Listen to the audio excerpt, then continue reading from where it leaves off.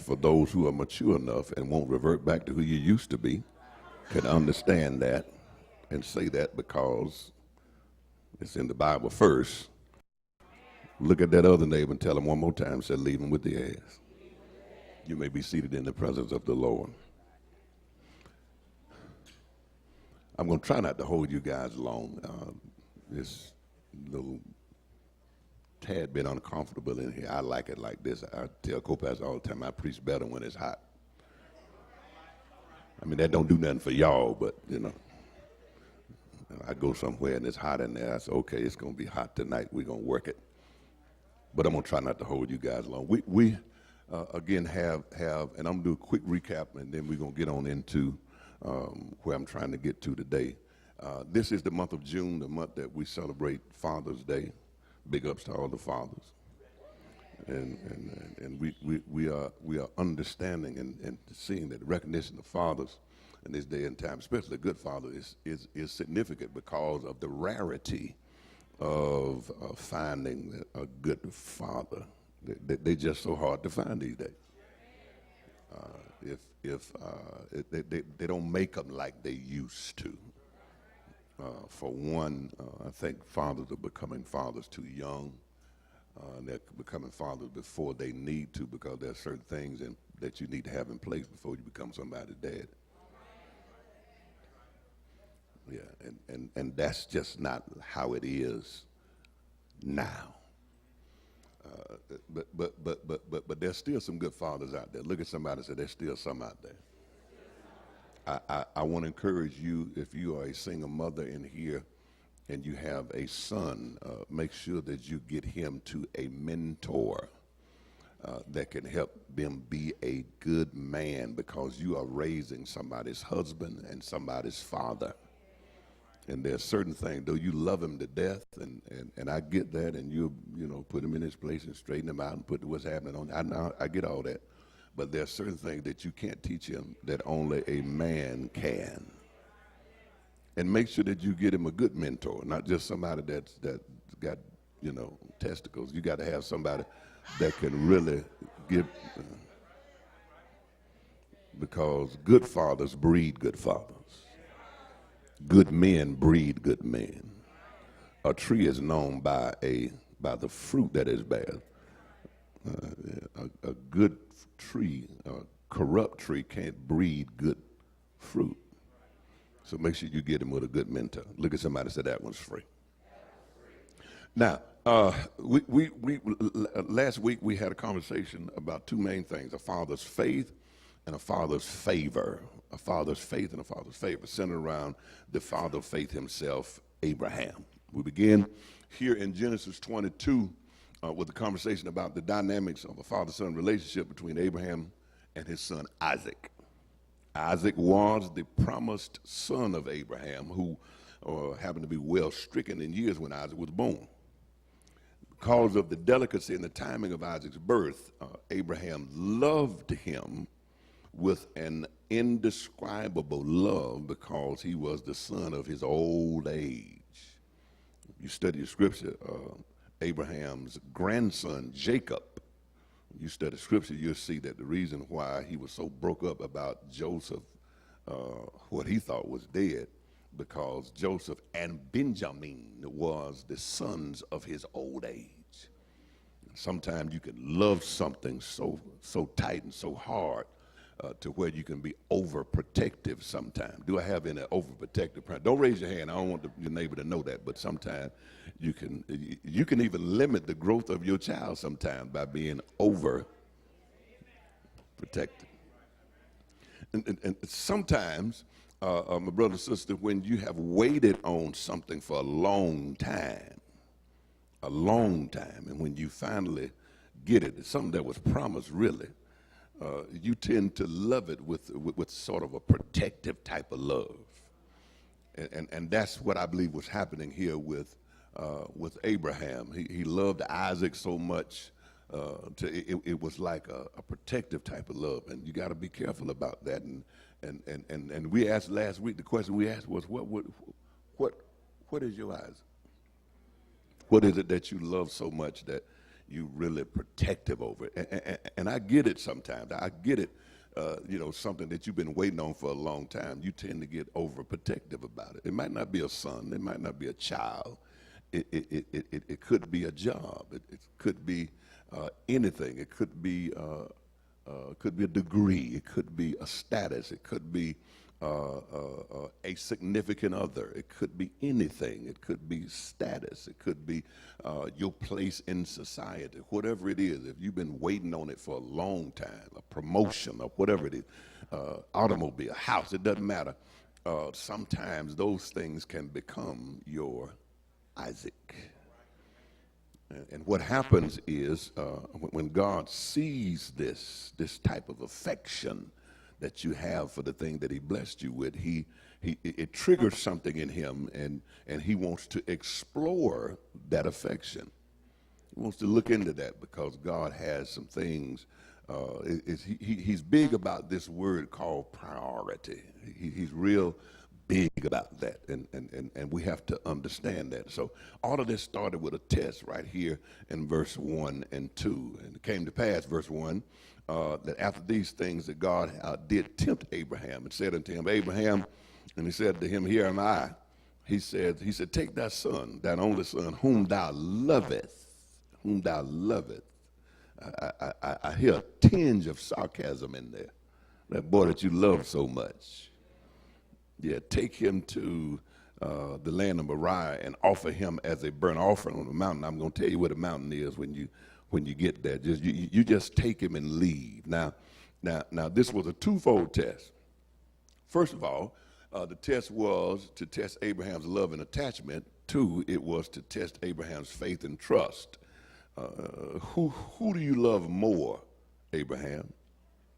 Do you love God more, or do you love your son Isaac more? Yeah. God wanted to see, was Abraham willing to give up his son by obeying him and offering Isaac as a burnt offering?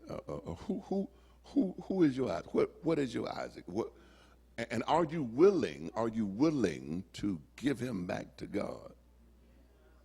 Are you willing to give it back to God? Because the question that we labored to ask last week was, what is your Isaac? In other words, what is the thing that God is requesting that you sacrifice it on the altar of obedience to him? Because every person in this room got an Isaac somewhere. Yeah, look at your neighbor and say, neighbor, you got an Isaac somewhere. God was essentially saying to Abraham, I never meant for you to love what I blessed you with more than you love me.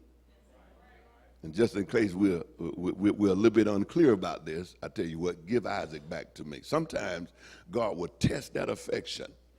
And the thing that he blessed you with, he'll say, get that back to me. I just want to make sure that you understand that P word, priority. That you don't put anything in front of me. God is really key about that. Matter of fact, in the Old Testament, and this word sometimes throw a lot of people, the Bible said that God is a jealous God. In other words, he don't want anybody to have the affection that's supposed to go to him. So you got to be careful how you put different things on the pedestal of your heart. Or last week, as we found out, hide them in the casket of your heart. You have to be real careful about that, because sometimes God will peek in that casket and see who's in there. And last week we found out that casket was actually a deceptive disguise. Because anytime you see a casket, you think something's dead in there. But no, affection says that when I hide it in a casket, it's alive. I just don't want nobody else to know it. And you have to be careful about that, because God is all-seeing and all-knowing. He knows what's in the casket of your heart. And God, I believe, peeked in the casket of Abraham's heart and saw that Isaac was in there instead of him. And so he says, give him back to me. Give him back to me. Take that son, that only son that you love, and give him back to me. Need I remind you, ladies and gentlemen, that the very first commandment that he gives out of the 10 is, thou shalt have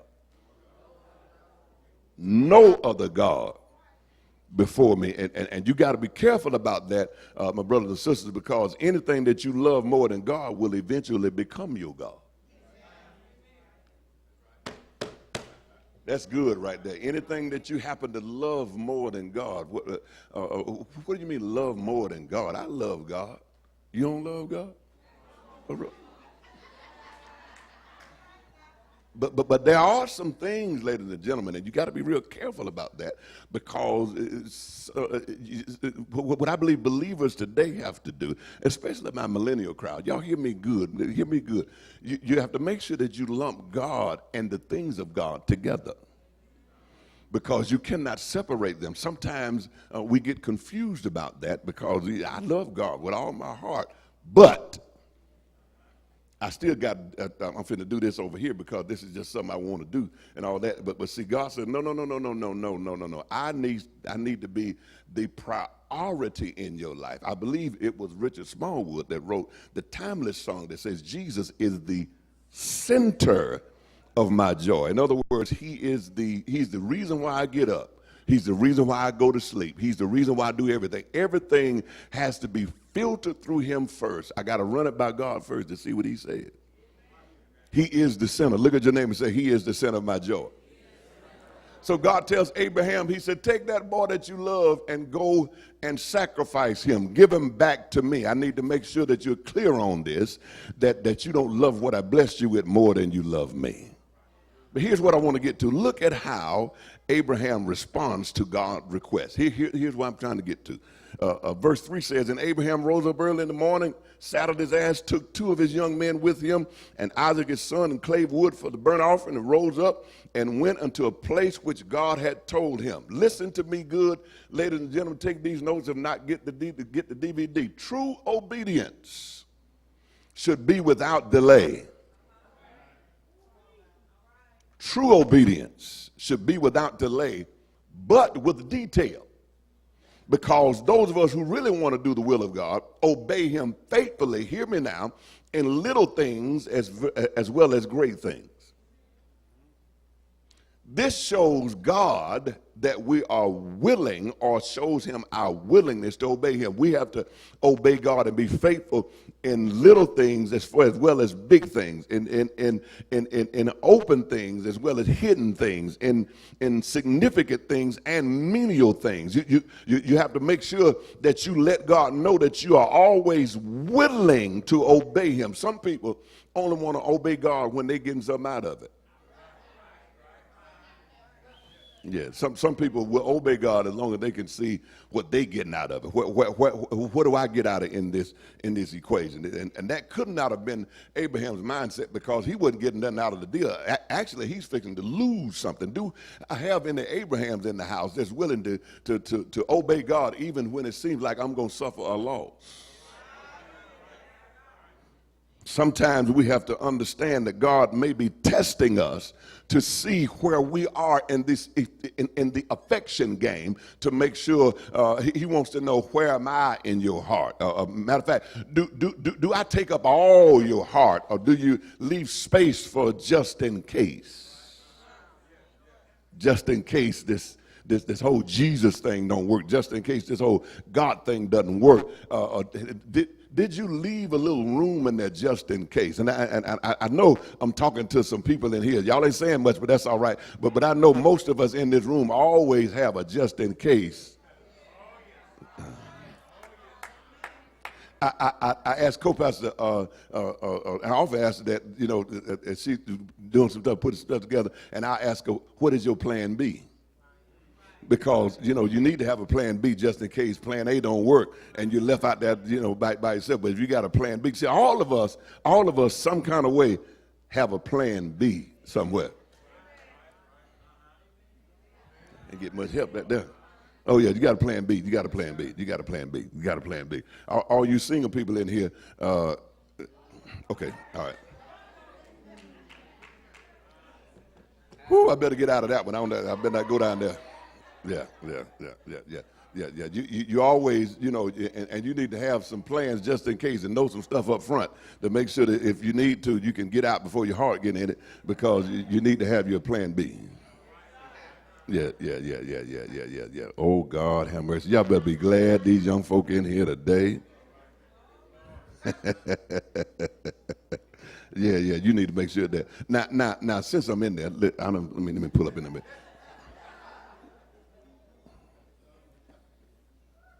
Co-pastor, I've been that dude.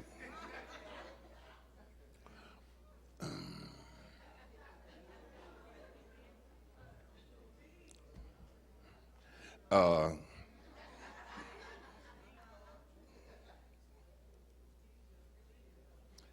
you, uh,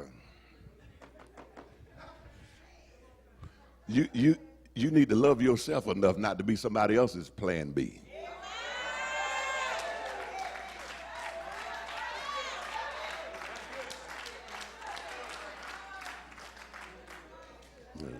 You don't want to be nobody's plan B.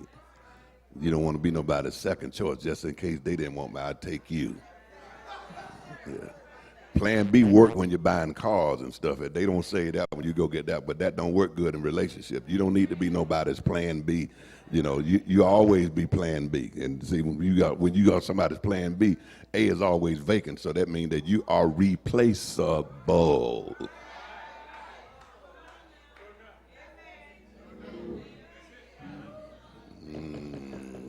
Slap your neighbor and say, I ain't gonna be nobody's side chick.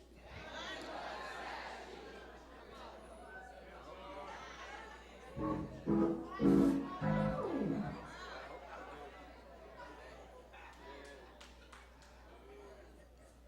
don't care what you getting out the deal.